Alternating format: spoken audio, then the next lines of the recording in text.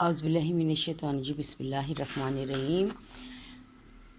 السلام علیکم میرے اسلامی بہن بھائیوں، آپ لوگوں کو میری ویڈیو پسند آ رہی ہیں، بہت شکریہ، بڑی مہربانی۔ آپ کے تعاون اور محبت کی ضرورت ہے۔ یقین مانیں کہ میں کسی قابل نہیں تھی، لیکن اللہ تعالیٰ نے مجھے یہ راہ دکھائی تاکہ میں چھوٹی چھوٹی باتیں آپ لوگوں کے ساتھ شیئر کر سکوں، اور اس سے مجھے خود بھی بہت فائدہ ہوا ہے۔ میرے دل کو سکون ہو گیا ہے۔ بحیثیت مسلمان ہم لوگوں کا ایمان اللہ تعالیٰ پہ ہے اور پختہ ایمان رہے گا، اور وقت کے ساتھ ساتھ اور گہرا ہوتا جا رہا ہے۔ آپ میری ویڈیو کو پلیز پہلے لائک کا بٹن دبا دیں، آپ کی بڑی مہربانی، بہت شکریہ۔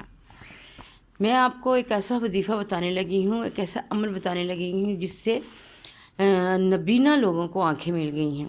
حضرت سیدنا عثمان بن حنیف رضی اللہ تعالیٰ سے روایت ہے کہ ایک نبینہ صحابی رسول اکرم صلی اللہ علیہ وسلم کی بارگاہ میں حاضر ہو کر عرض کی، اللہ عز و جل سے دعا کیجئے کہ مجھے عافیت دے، مجھے عافیت دے، اور ارشاد فرمایا، اگر تو چاہے تو دعا کروں اور چاہے تو صبر کر، یہ تیرے لیے بہتر ہے۔ تو انہوں نے عرض کی، حضور پاک صلی اللہ علیہ وسلم دعا فرما دیجیے۔ انہیں حکم فرمایا کہ وضو کر، اور اچھا وضو کر، یعنی کہ وضو بہت ہی خشوع اور توجہ اور بڑے اس کے ساتھ آپ وضو کرو، اور 2 رکعت نماز پڑھ کر یہ دعا مانگو۔ جب آپ وضو کرتے ہو نا، تو آپ لوگ وضو کرتے ٹائم پہلے ہی مطلب سٹارٹ میں ہی کلمہ پڑھتے ہیں نا ہم لوگ، لا الہ الا اللہ محمد الرسول اللہ۔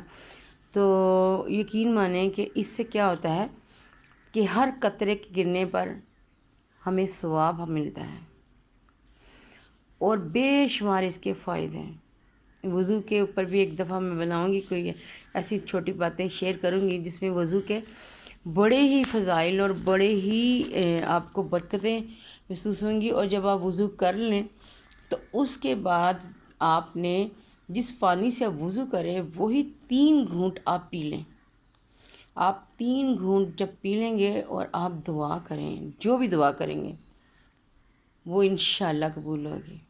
وضو کے 3 گھونٹ، یعنی وضو کر لیے اور اس کے بعد آپ نے 3 گھونٹ پینے ہیں، تو پھر اللہ تعالیٰ سے آپ رحمت مانگے، انشاءاللہ اللہ تعالیٰ اپنا کرم کرے گا۔